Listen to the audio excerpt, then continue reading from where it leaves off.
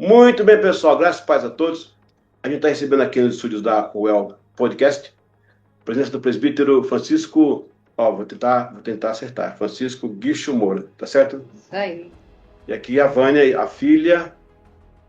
Com vontade de você apresentar seu pai para gente. Filha do senhor Francisco Guicho Moura, esposa do Eliseu Gomes. Muito bem. E aqui do nosso lado, o servo de Deus, né?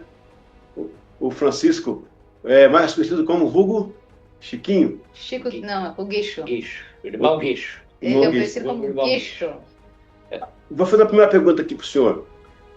Sua família é de origem evangélica ou católica? Bom, no lugar onde eu nasci e onde eu fui criado até os 16 anos, não se conhecia absolutamente nada de outras linhagens religiosas a não ser o catolicismo. Pois. Não se tinha conhecimento absolutamente algum da reforma, dessas coisas todas, nada. Éramos muito antiquados.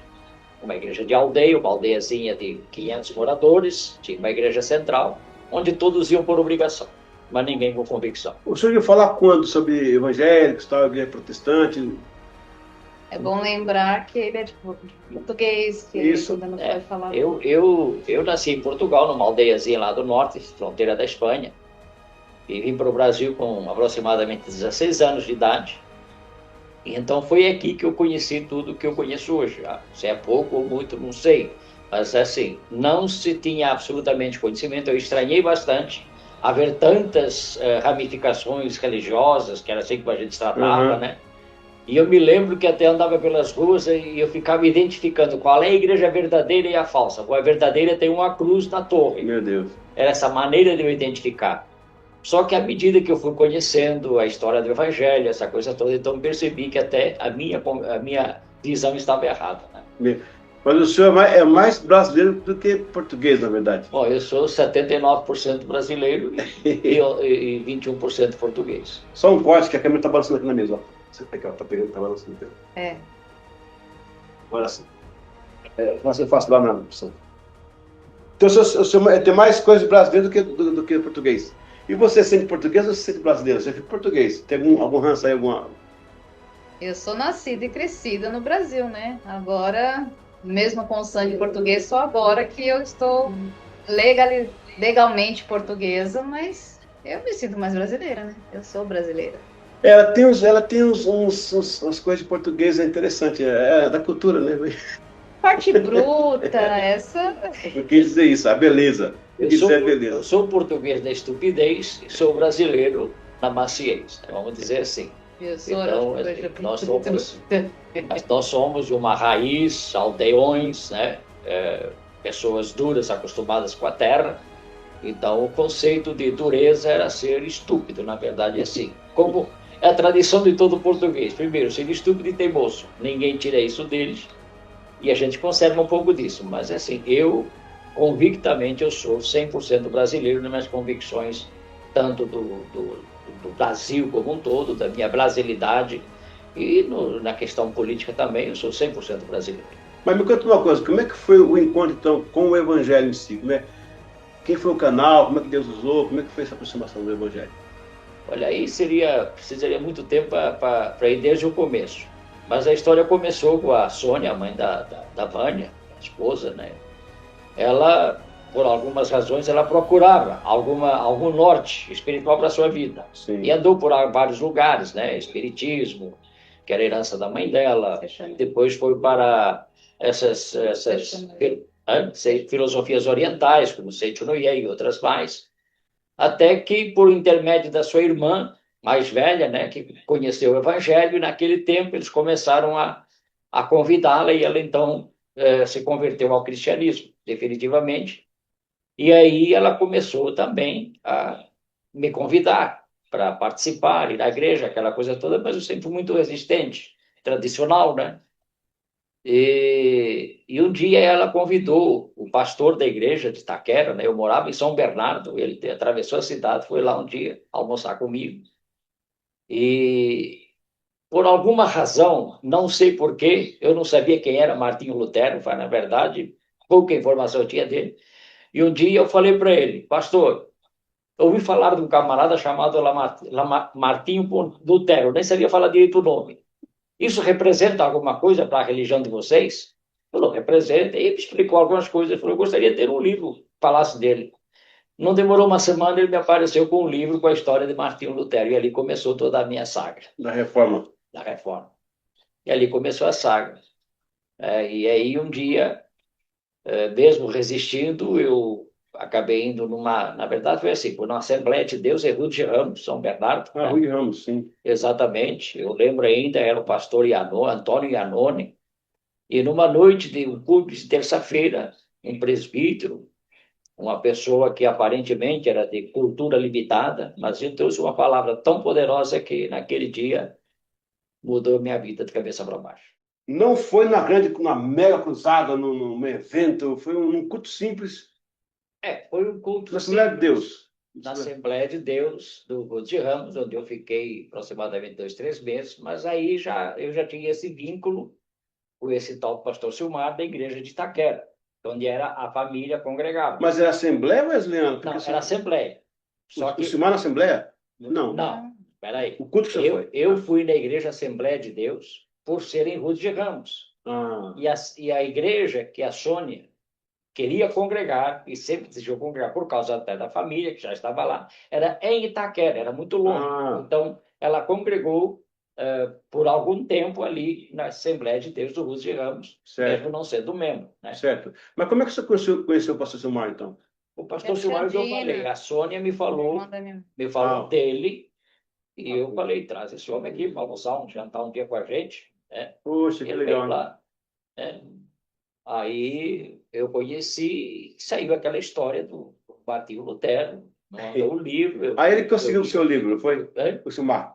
O livro do Lutero foi o Silmar que deu para o senhor. Foi ele que me deu. Ah. Exatamente. Então ele levou o senhor ao presbitério, levou ao Então, aí a minha história, dali para frente, né, fica aquele tempinho na igreja Assembleia de Deus, provisoriamente, vamos dizer assim, né?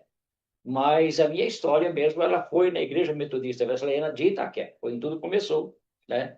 E lá estou, já vai para mais 40 Na Ramazinha ainda ali ou mais um pouquinho? Na Ramazinho de Oliveira. Tem muito tempo já, hein?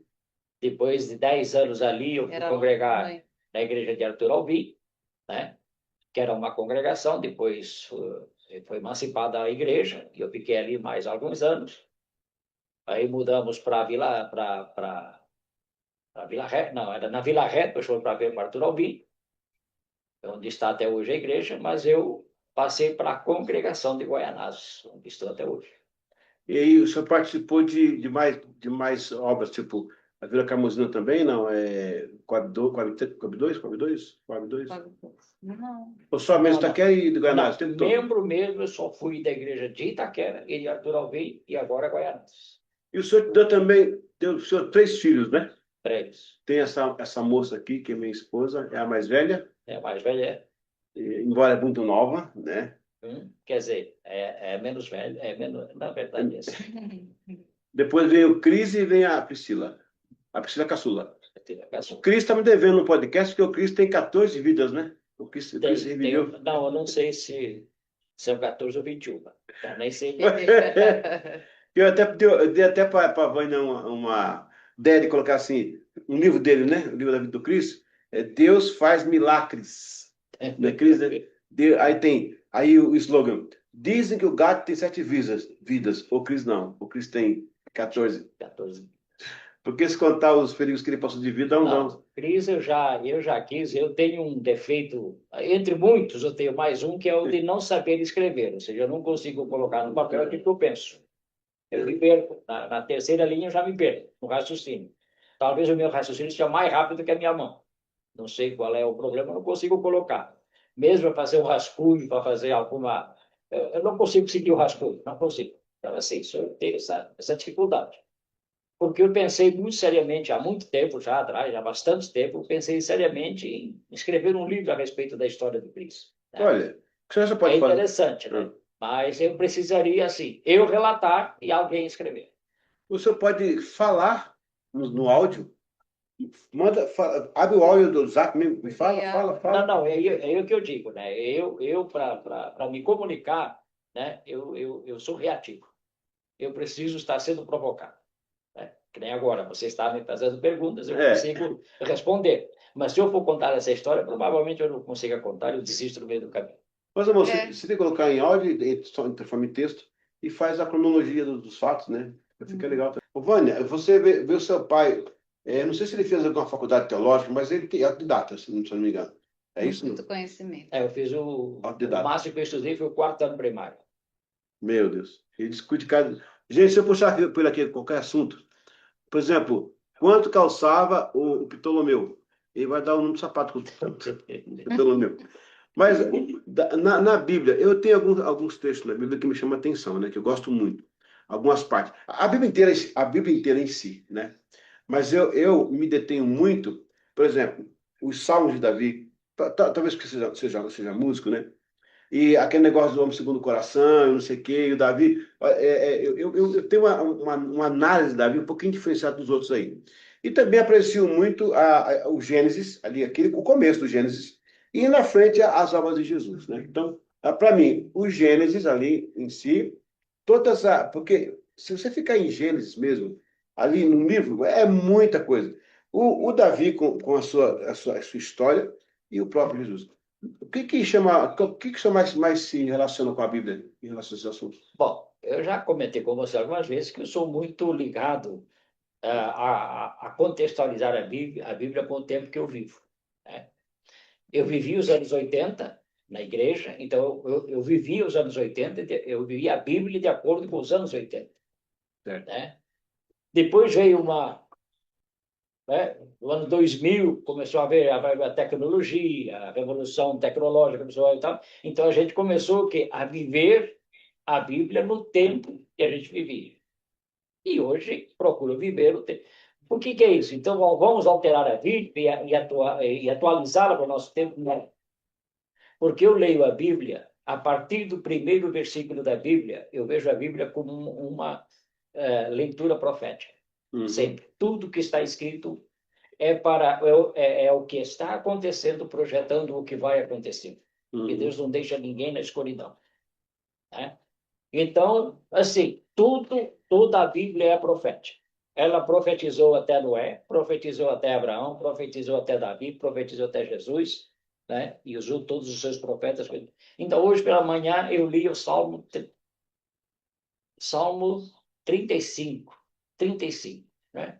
Se a gente for ver uma Bíblia lá, fazer uma leitura, né? E eu meditava naquele salmo, né? Então, assim, e Davi contando a sua história, né? Dos livramentos que o Senhor fez com ele e livrando dos seus inimigos. E ali eu vi tudo que ele falava, estava exatamente anunciando que não vinha o livramento de Deus propriamente para o livrar dos problemas que ele vivia naquele momento, mas ele estava antevendo um livramento de Deus para toda a humanidade no futuro próximo ou distante. Profético. Então, é uma leitura profética. Então, eu não me atenho ao que ela está dizendo para os meus problemas, mas eu me atenho ao que ela está dizendo para a humanidade como um todo. Como Deus vê a humanidade e como Deus gostaria de ver a humanidade, né? Eu não sei se você pensa como eu, se não pensar pode até falar, mas hoje em dia, com o advento da internet, com tanta gente tendo acesso à comunicação e muitas comunicações que estão corretas, eu acho que hoje é o momento que é mais propício o crente buscar a direção do Espírito Santo, porque é muito assunto, é muita coisa que se fala, é muita coisa que se diz, e se você não tiver um preparo bíblico, né, uma experiência bíblica, você acaba sendo engolfado. Eu vi muita gente que estava na fé firme e foi ouvir balela aí e a cabeça virou. Então, não sei se você pensa como eu. Não é só o conhecimento, eu acho que o Espírito Santo, ele tem que estar muito perto para ele te dizer, como diz João, ele vos guiará em toda a verdade. O que você acha disso? Na verdade, é assim, a Bíblia fala que nós vivemos uma visão, né, de manifestações de Deus através do Espírito Santo com revelações. Nós vemos uma revelação dia a dia, né? Mas a Bíblia não descarta, não, em momento nenhum, o conhecimento, o entendimento daquilo que se lê, daquilo que se ouve e daquilo que se vive. Tem que haver discernimento, entendimento e conhecimento, para que com tudo isso vai formar no espírito do homem aquilo que Deus quer derramar sobre ele, que é a sabedoria. A sabedoria, a Bíblia diz, quem quer sabedoria, peça a Deus. Mas há toda uma cátedra para você alcançar essa sabedoria, através do quê? Do conhecimento, da instrução e do discernimento, porque Deus não vai derramar a sabedoria para um tolo, porque ela vai ser um tolo sábio. Então a gente tem que se Todo preparar para sabe. isso. Então o que acontece? Você se prepara para isso, né? Então o que acontece? A tecnologia, ela é, como sempre a Bíblia fala, uma espada de dois gumes, né? É na espada de dois gumes. Ela tanto pode cortar o mal como o bem. Sim, sim. Ela tanto pode te ferir como te defender. E aí que entra o discernimento. Então, é aqui que entra o conhecimento e o discernimento, né? Por quê? Através desse conhecimento e discernimento, você sabe, porque o que é que a Bíblia diz? Ouvir tudo, mas retém o que é bom. Que é bom. Nós não podemos evitar que as pessoas falem o que falam. A gente não pode evitar que as pessoas sejam como são. Mas a gente pode impedir que o mal que elas falam e o mal que elas são nos atinja. Porque nós temos a nosso favor o bem que Deus sempre quer nos fazer. Então, é isso que nós temos que reter. E as pessoas, às vezes, mesmo sendo más, elas podem ser instrumentos de Deus para nos alertar a respeito do mal. Porque, como alguns teólogos dizem, até o diabo é servo do Senhor. De verdade. Né? Então, assim, nesse sentido, eu acho que a tecnologia, a internet, ela veio para acrescentar, mas é preciso que as pessoas saibam discernir aquilo que estão ouvindo, porque estão ouvindo e para que elas querem aquele conhecimento. Se para bem ou se para mal. Então, mano, eu estou falando com ele aqui a respeito de hoje a tecnologia, muita informação, muita.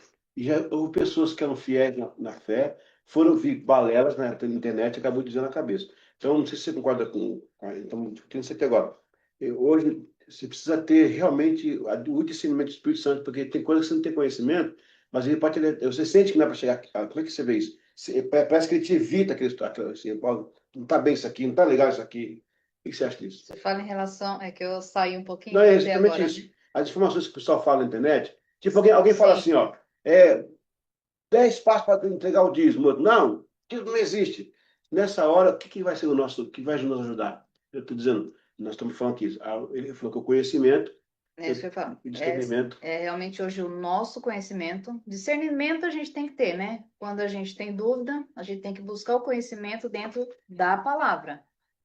E muitas vezes a gente tem o nosso mentor ali, o nosso pastor, ou nossos pais. No caso, meu pai, ele sempre me ensinou muito, sabe? Muita coisa que eu tenho dúvida onde eu falho, ou a gente ouve tanta coisa. Nossa, pai, eu vi isso na internet. Eu falei, não, mas na Bíblia tá assim, assim, esse é assim. o ponto. Então, às vezes, quando eu tenho uma dúvida daquilo que eu ouvi, vai na palavra e você chega naquilo que realmente. Porque é difícil. Hoje a internet realmente veio para confundir e quem não tem uma maturidade e um conhecimento realmente se confunde. E tem mais, né, Guicho? Tá na Bíblia. É tão simples, o pessoal complica demais. Eles querem interpretar algo que está muito claro. Acontece o seguinte, hoje nós temos dois grupos de pessoas no mundo, no meio cristão, né? E isso está ficando forte. Tem aqueles que são usados por Deus para fazer a obra que Deus estabeleceu, mas também tem aqueles que usam Deus para fazer a obra que lhes convém. E esse é um discernimento que só vem do alto. Pelos livros nós não conseguimos esse discernimento, a não ser pela palavra. Então, o que eu respondo sempre quando tem uma dúvida, uma questão? Eu não tenho capacidade de responder a tudo, nem tenho essa pretensão. Mas a minha resposta é: vamos ver o que a Bíblia diz. Vamos ver o que Deus diz, o que a palavra diz. Quando ela se propõe a ter respostas para tudo, é porque ela tem mesmo. Exato. Porque a palavra de Deus, a Bíblia Sagrada, embora seja um livro pequeno para a grandeza da sua mensagem, né? Nós temos que convir que quem inspirou a Bíblia foi aquele que tudo sabe, que aquele que em tudo está e que tudo fez, tudo criou. Então, a Bíblia tem que ter as respostas para todas as nossas questões. Podemos até não tê-las no momento, mas por isso que a Bíblia diz lá em 1 Pedro, acho que 3,15, assim: antes santificai a Cristo como Senhor em vossos corações, para que estejais prontos a responder a todos quantos questionarem a vossa esperança ou a vossa fé. Então, isso é uma preparação que a gente tem que ter, né? Porque Porque assim, qual é a minha motivação de pertencer a uma igreja? Qual é a minha motivação de fazer parte do, entre aspas, do mundo evangélico? De fazer parte dessa comunidade, né, que segue as Escrituras. Qual é a minha motivação? A minha motivação é uma só. É glorificar a Deus através de Jesus Cristo, para que no fim da minha vida eu tenha o meu nome escrito no livro da vida. Porque eu posso frequentar todas as igrejas do mundo. Se o meu nome não estiver escrito no livro da vida, não vale nada, não me valeu de Não nada. vale nada, é verdade. Não me valeu de nada. E isso não se alcança pelos meus méritos, pelo meu serviço, pelas minhas coisas prestadas à igreja. Porque o trabalho que a gente faz para o Senhor é resultado da fé que a gente tem de alcançar a vida eterna. Essa é a motivação. E quando, desses dias, eu ouvi assim, olha, quando nós começamos a pregar para as pessoas, no sentido de que as pessoas temam o inferno, né, nós já estamos desvalorizando o sacrifício de Cristo na cruz. Porque não é por causa de temer o inferno, mas é por causa do amor ao Senhor, que ele Exatamente. derramou na sua cruz. Porque ele ali sofreu tanto a ira de Deus, e isso ficou bem claro. Mas Deus é bom, não vai castigar. Ele revelou a sua ira no seu próprio filho, permitindo que ele sofresse e morresse debaixo dos olhos dele. Mas também, na mesma forma, ele demonstrou o seu grande amor, fazendo com que ele morresse por aqueles que não mereciam nada. Exato. Eu vi uma ilustração há pouco tempo de um governador americano. Você sabe que na América tem uma lei que o governador pode perdoar alguém que está na cadeia elétrica ou na injeção letal. Ele tem uma lei que ele pode perdoar e liberar da morte. Alguns estados, né? Então, assim, teve um caso de um governador que se sensibilizou com um desses que estava na corredor da morte. Falou: vou liberar ele, vai.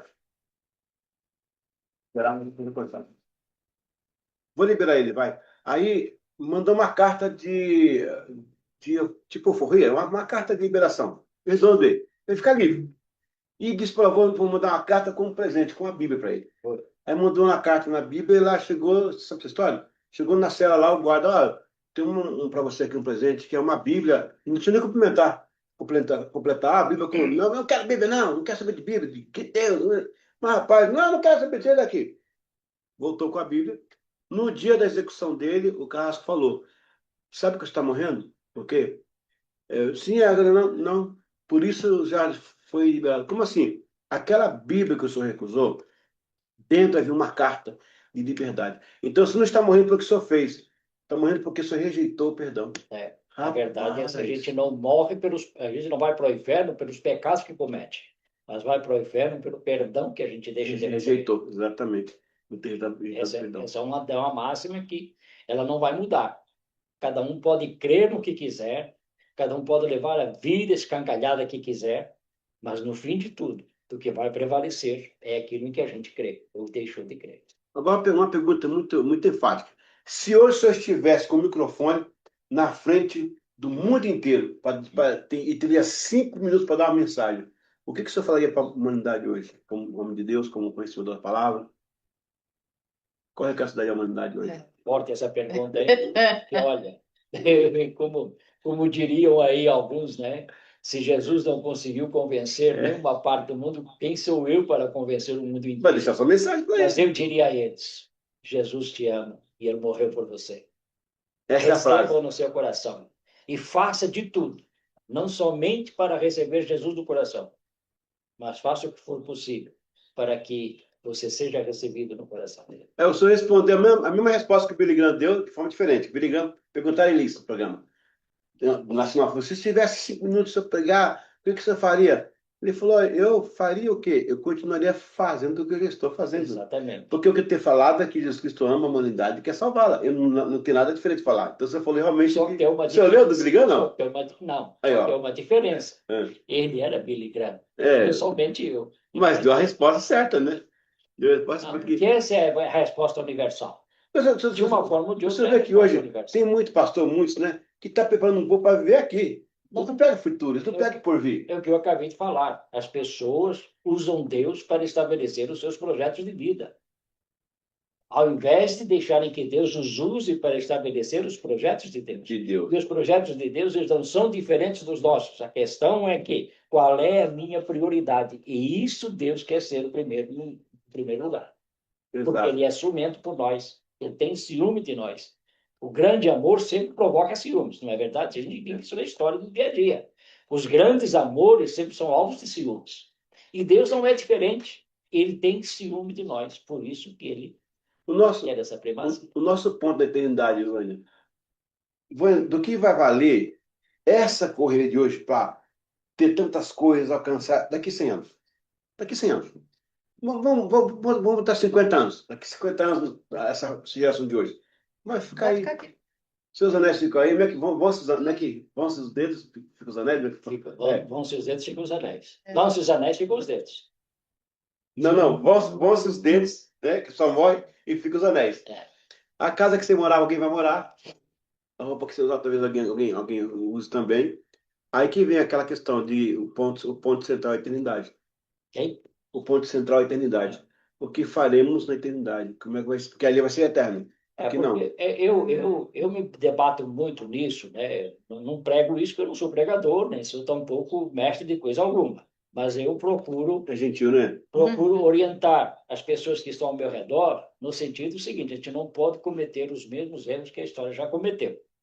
E um dos grandes erros que a história cometeu foi quando os judeus ficaram 1000 anos, ou praticamente 2000 anos, a partir de Abraão, que foi feita a promessa, eles ficaram 2000 anos pela manifestação do Messias. E quando o Messias veio, eles não perceberam, estavam distraídos. Exatamente. E nós estamos correndo o mesmo risco. Nós estamos aí às vésperas da volta de Jesus e nós vamos ser achados desapercebidos porque nós não damos a menor importância para isso. Então, assim, a segunda vinda de Jesus anula ou abole a primeira? Não, porque sem a primeira não haveria a segunda. Então, a mensagem da cruz ela vai ser sempre eterna até ao dia da manifestação do Senhor. A partir daí, jamais. Mas até lá precisa. Todavia, a gente tem que levar em consideração que quem é estudioso da Bíblia sabe, e eu não sei, ouço falar, de que a Bíblia fala infinitamente mais de uma mensagem profética para o fim dos tempos do que propriamente falou a respeito do Messias. Fala mais. Né?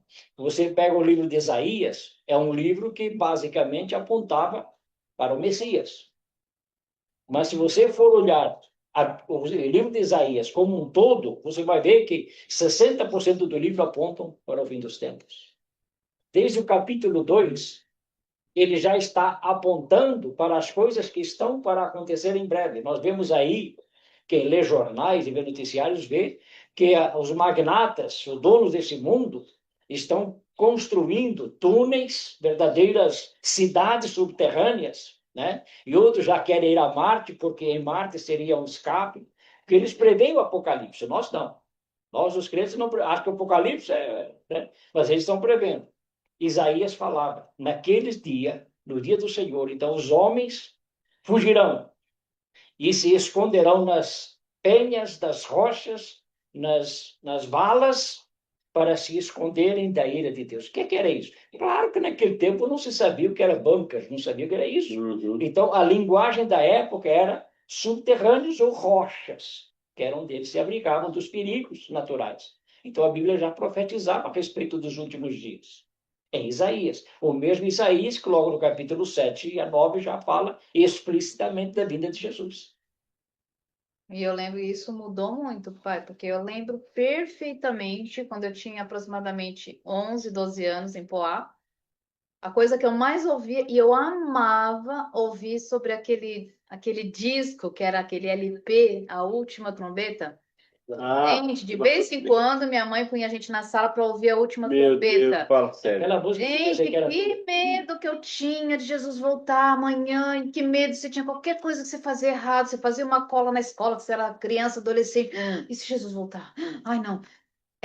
A gente tinha um temor tão grande na época da volta. Hoje não se fala mais disso. Hoje a gente está vendo os sinais e as pessoas. Exato, é o que eu falei, as pessoas, Jesus vai voltar. Né? A gente faz projetos aí, a gente tem que fazer mesmo. 40, 50, 100 anos, não há problema nenhum com isso. Mas Jesus vai voltar antes de 2030, 2035 no máximo. Ó, Não estou marcando data, mas não sim, tem vai, como. vamos saber. Não está marcando data, pessoal. Essa Só estou conjectura. dando a minha visão segundo as Escrituras, Uau. ok? Segundo as Escrituras. Esse Papa que está aí no cenário muda alguma coisa, será? Porque Esse Papa que chegou agora, o Papa novo. vai mudar muita Depois do coisa. Chiquinho que passou. Na minha modesta opinião, isso aqui não é bíblico, é minha modesta opinião, ele é o último Papa. Ó, Olha a coincidência, ele é um dos papas que assumiu o papado mais novo. Ele tem 60 e poucos anos, é mesmo. Olha, é uma responsabilidade muito grande. entendeu? 2 bilhões de pessoas no mundo. Então, o que acontece? As coisas estão convergindo todas para tudo acontecer. Aí você vê, nós estamos aí às vésperas, em máximo 2, 3 anos, de acabar o dinheiro no mundo. Pois. Acabar o dinheiro em espécie que a gente Espécie, conhece. Já tá. Então, a minha conta bancária, ela não vai estar mais sobre o meu controle. O dinheiro é meu? É. Mas ele não está sobre o meu Tem controle. muito lá, não? Tem bastante. Tem bastante. Eu vou saber. Então, assim, Vou saber. o dinheiro que eu tiver, daqui a algum pouco tempo, não vai nem muitos anos não, eu não vou ter, quer dizer, o governo vai ter o controle dele, né? Porque vai ser digital. Pois, é. Isso. Não Então, precisa ser inteligente. não está no nem colchão, sábio, né? Não está no colchão. Não adianta você guardar a cédula que ninguém vai... Nem no mercado Daqui a igual 10 anos, anestesiando. daqui a 10 anos, escreve o que eu estou dizendo e me cobra se eu estiver vivo. Pode me cobrar. Vai estar. Daqui a 10 anos, tem pessoas que vão... Você vê uma moeda ou uma nota, fala, o que é isso? Eles não vão saber o que é isso. Ah, É sim. coisa do A passado. espécie. É Não, coisa do passado. interessante você falar, porque até então você pode pôr dinheiro no colchão, se você contar o seu dinheiro, né? Mas no mano do governo, Não tem. sistema Então, bancário. assim, você vê, as tecnologias, elas estão... Por exemplo, quando a Bíblia fala lá em Apocalipse que veio um grande exército do leste, né? Que pareciam Na Zona Leste. gafanhotos, milhões e milhares, pareciam gafanhotos. O que João estava vendo? O que você acha? Os soldados. Aquele exército que vai vir, né, do Oriente, vai passar pelo rio Eufrates, que vai estar seco. Eles exibem, né? Esse grande exército, que pareciam gafanhotos aos olhos de João. O que você acha que são? Pega esses protótipos de robôs do futuro e você vai ver que são humanoides. É um exército de humanoides. É uma. Entendeu? Artificial. Como é que é? Inteligência A artificial. inteligência artificial, a IA. São soldados, né? Você vê. Agora, só que Hollywood, por exemplo, já profetiza isso desde os anos 90. O Robocop, aquela coisa toda, aquilo já era um protótipo. Só que os crentes... O Jackson, desenho do Jackson. Os crentes só conseguem ver, Jesus, me dá, me dá, me dá. Mas não conseguem ver o que Jesus está mostrando. Exato. Você não consegue ver. Porque, na verdade, ele não nos esconde nada. E lá que em Miqueias, Oséias, vocês dizem assim, Deus não fará nada sem antes revelar sua voz aos seus profetas. Então, o que acontece? Só que os profetas não querem, não estão mais ouvindo o que Deus está dizendo. Deus deixou tudo isso aí, assim, para quê? O livro de Apocalipse, por exemplo, ele é para nos assustar? Então teria que se assustar os judeus também, porque o livro de Daniel é mais brabo ainda que o Apocalipse. E eles têm o Daniel, eles têm. Então o que acontece? Que era para assustar alguém? Gente, que nem ela falou agora há pouco, tinha medo de morrer, porque era uma criança.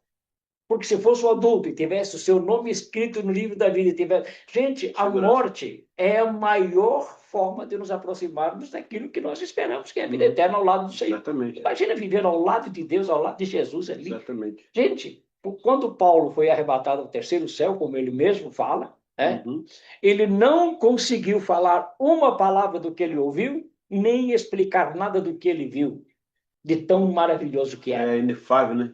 Então, João, por ordem de Deus, ele falou, João, você vai ter que mostrar alguma coisa. Então, ele viu maravilhosos brilhos, ele falou, achou que era latão reluzente, que era cobre, que era bronze, era o que ele tinha. Mas eu não consegui transmitir. Então, assim, você imagina um mundo onde o pecado não existe. Meu Deus. Um mundo onde não existe o ódio, Um mundo onde não existe a traição, não existe a soberba, A não existe a política ganância, suja. não existe nada, nada, nada. Tudo cai convergir. Então, assim, às vezes as pessoas pensam assim, a gente vai para o céu e vai ficar lá feito um anjinho. Não, nós vamos ter uma vida absolutamente normal. A diferença é que o mal não existe. Por mais que eu queira fazer o mal, ele não existe porque ele ficou no lago de fogo e enxofre. Porque ali foi lançado a serpente, Satanás, o tentador deste mundo, o falso profeta, e está tudo lá nas profundezas do inferno, que é uma, seja lá agora, seja o que for.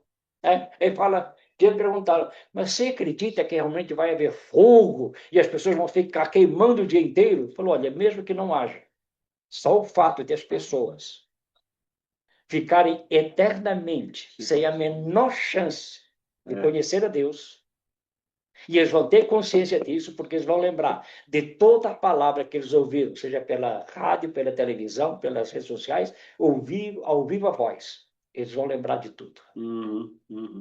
Por isso que a gente, assim... Olha, nessa questão, eu não sou fatalista. Eu entendo que o fim do mundo está chegando, o apocalipse, o negócio todo, mas se eu pregar só isso também, eu posso atormentar. Agora, o que eu falo? Entre meu nascimento e a minha morte, ou a volta de Cristo, eu posso morrer ou ele me ressuscitar, me arrebatar. Nesse período, eu posso ver o meu melhor também. Que a gente pode também. Tem muitos púlpitos que se concentram só em autoajuda, o púlpito virou divã, é mais psicologia. Olha, mas se eu não perder o norte, que é lá o propósito final, tudo bem. Vou ver o meu melhor. Ter uma boa esposa, né? Pagar minhas contas em dias, ter um carrinho que eu possa andar com ele. Não é pecado você ter valores, né? Mas o pecado é você deixar o seu coração nisso e esquecer lá na frente. Depois, aí, quando chega na frente, isso fica, isso a morte chega e aí, começa a fazer. O homem que é aperfeiçoado no conhecimento do Senhor e nessa esperança bendita da vida eterna, ainda que ele saiba que Jesus vai vir amanhã, hoje ele vive o seu dia a dia como realmente ele viveria se não soubesse. Esse é o verdadeiro homem de Deus. Isso é o melhor. Então, assim, você viver o seu dia a dia, construir, planejar, sonhar, né? Não tem nada de errado. Nada de errado, porque o Apocalipse não é um livro de medo, é um livro de esperança. Boa. Medo, Gostei, filósofo. é medo para aqueles... Apocalipse é um livro de medo, é um livro de esperança. Anota aí, pessoal. Apocalipse é um livro de medo. Quem tem que ter medo são aqueles que rejeitam o chamado de Deus. Esses têm que ter medo. Só que eles não têm. Parece que quem tem medo são exatamente os cristãos, que não deveriam ter. O pessoal confunde medo com temor, né? Exatamente. Medo é uma coisa, temor é outra. O temor é um respeito que você... Exatamente, mas o temor, ele tem essa dupla função. Porque Deus fala assim, temei a Deus. Ou seja, o que é temer a Deus? Reverenciá-lo. É reverenciá-lo, mas também, num outro sentido, em alguma situação, ele pode dizer, tenham medo de desobedecer a Deus. Isso é temor a Deus. Tenham medo, porque o meu medo é de desobedecer a Deus. Então, e esse amor que eles falam, amor, que é a hipergraça, né? Deus ama todo, vê como tá, fica do seu jeito, não mude nada. Deus te ama do seu jeito, Deus... Então, a galera hoje está pegando isso aí. Isso aí, sim. Tá pegando isso, né? E torcer, fazendo uma distorção para poder viver da forma que quer. Porque Deus ama. Deus ama tanto, mas Deus também é justiça. Ele esquece o lado da justiça de Deus. Né? Porque a Bíblia fala que, transgredindo a lei, vem a justa punição sobre isso. Que Deus é justo. Afinal de contas, ele é justo, né? Mas ele tem uma hipergraça aberta hoje aí, que fica do sujeito, faça o que você quiser, tenha a sua vida promissa. Eu vou falar o que é. Você pode até, hoje em dia, não falar essas coisas. Porque assim, mas é a confusão. A graça é o favor de Deus que a gente não merece. Todo mundo sabe disso. Exatamente. Só que a graça, ela não é de graça. Ela custou o cara é bom, preço. Né? O cara é bom, o cara é bom. A graça não é de graça, tá certo.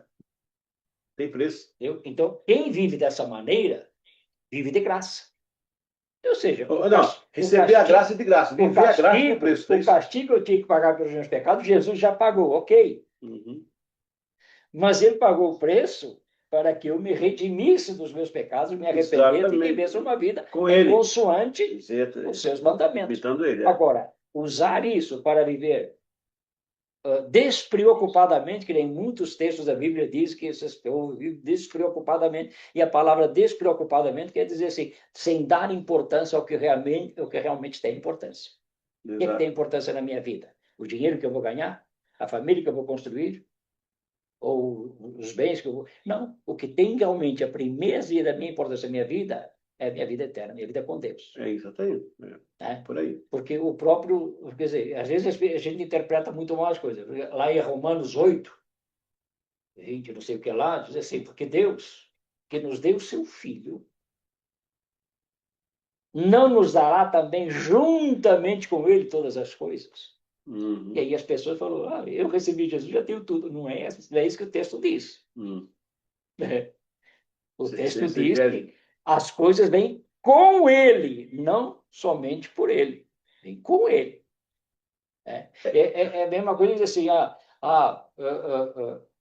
porque eu vim para que tenham vida e a tenham com abundância. Então eu tenho direito a tudo que o mundo tem. Não, não está dizendo que é com abundância, é em abundância.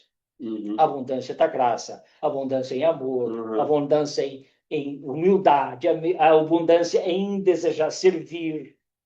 Porque nós temos dois propósitos na vida. Quando servimos a Deus por meio da igreja, nós temos um propósito de quê? Honrar a Deus, glorificá-lo e ganhar almas para o reino. Essa é a nossa função mediante a igreja. Uhum. Muito bom ponto, hein? A nossa função diante da palavra é, como diz lá em Colossenses 1, 9 e 10. Primeira Colossenses 1, 9 e 10. Nós somos chamados para servir, para obedecer e aguardar a vinda do Senhor. Esses são propósitos imutáveis. Quem não seguir esses pequeninos versículos ou propósitos, ele não está vivendo nada. Ou seja, nós fomos chamados para servir, obedecer e aguardar a vinda do Senhor. Então, se eu sirvo e obedeço, mas não aguardo a vinda do Senhor, relaxo isso, acho que isso é utopia, ou é uma promessa que está aí só para comer, eu não estou complementando a mensagem da Bíblia. Cara, Certo? que ponto ideal. Você falou uma coisa agora interessante aí. Eu vou até encerrar com isso aqui, que nosso tempo já está esgotando por causa do nosso tempo na internet, né? Mas, assim, conhecer a Deus, glorificá-lo, tornando-o conhecido. Olha, Sim. à medida que eu conheço a Deus, eu glorifico. Porque quando eu glorifico, eu me torno conhecido. Exatamente. Como também, se você não conhece, você dá um mau testemunho. E Jesus falou assim, ó, eu não quero defensores, eu quero testemunha só. Testemunhas é contar o que viu, o que viveu, não é isso? Olha, eu vi. Se você não vive, se você não viveu, por isso você vai falar o quê? Hoje tem muitos paureadores, né? Palões, como é que é?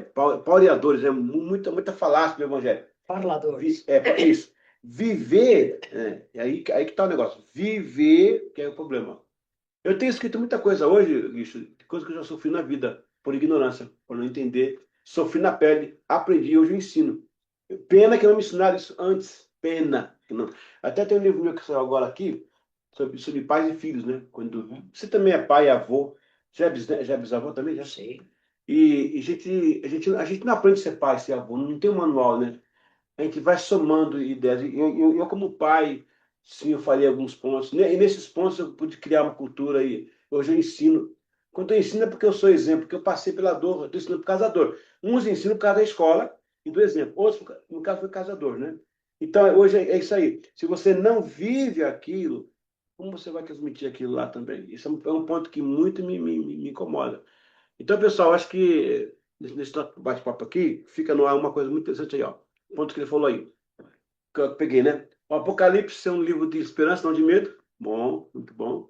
A graça é de graça, mas ela fica É pela graça, mas não é de graça. não é de graça, porque aí eu entendo o seguinte, vamos supor que a Priscila, a Priscila e a Vânia, as duas saíram por aí fazendo um monte de negócio, compraram, aí não conseguiu pagar, deveu, vi a conta, estourou, eu falei, espera aí, sou pai de vocês duas, eu vou pagar isso aí, mas não faço mais dívida. Vou pagar isso aí. Pode ser? Tá vendo? Estou pagando? Paguei. Agora tem um preço. Vocês vão ter que vir comigo aqui. Eu vou orientar vocês como pai. Ele deve fazer assim para não incorrer mais esse risco. Eu acho que gasta isso aí. O pessoal acha que pagou a dívida para fazer outra. Um dia me perguntaram, isso também já aconteceu aí na internet, uma coisa semelhante, né? Perguntaram que uma pessoa, né, perdeu um filho porque ele sofreu um acidente de automóvel, alta velocidade e coisas assim, e ele, como temente a Deus, questionou, pastor, por que Deus não salvou o meu filho? que Deus não o livrou, né? Não impediu que ele cometesse aquele não impediu aquele acidente. Aí o pastor não tinha resposta, falou olha, Difícil. Deus, não, assim, na verdade, assim, aonde estava Deus que não salvou o meu filho? Sim. Aí ele respondeu, porventura o seu filho ou o Senhor perguntou para Deus se podia andar acima da velocidade permitida? Perguntaram para Deus? Deus estava no mesmo lugar. Difícil da lei, né?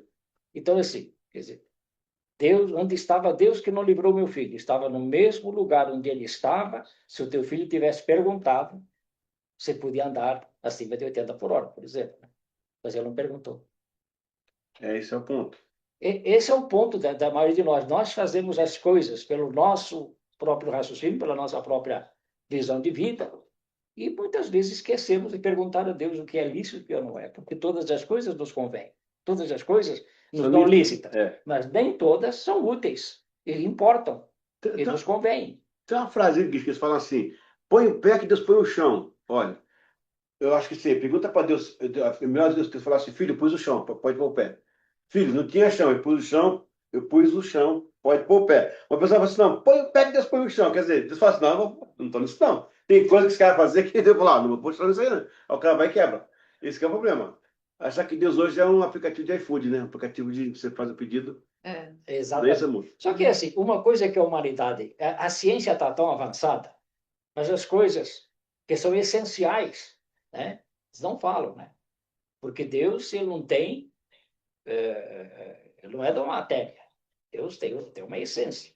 Ele é a essência de tudo. Então, o que acontece? Por que, por exemplo, os nativos das nações, ou as civilizações mais antigas que não tinham conhecimento algum, eles sempre davam um jeito de ter para eles objetos de adoração? Sim.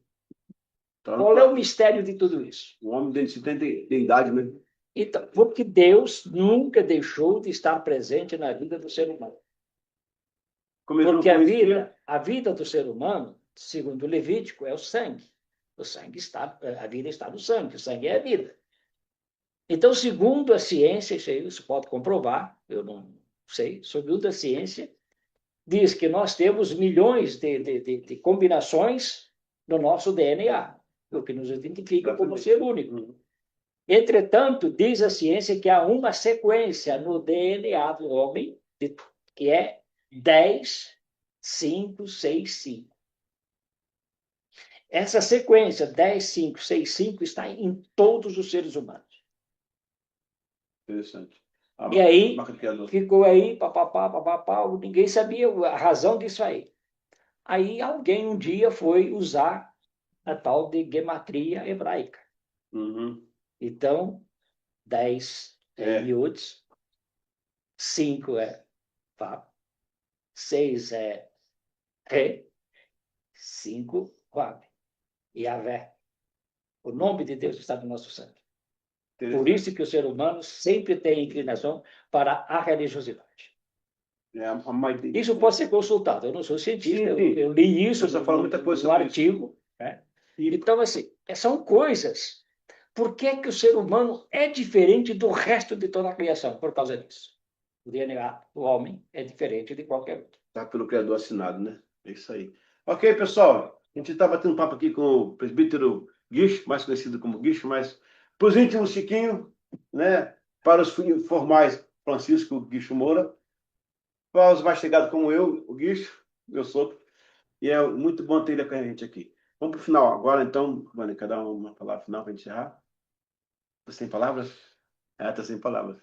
Então, suas considerações finais para a gente chegar até o final. Não, é uma primeira experiência que eu tenho diante de um microfone, diante de vídeo. Não sei como é que isso vai aparecer para alguém. Vai ficar bonito. Mas uma coisa final é sempre a mesma, né?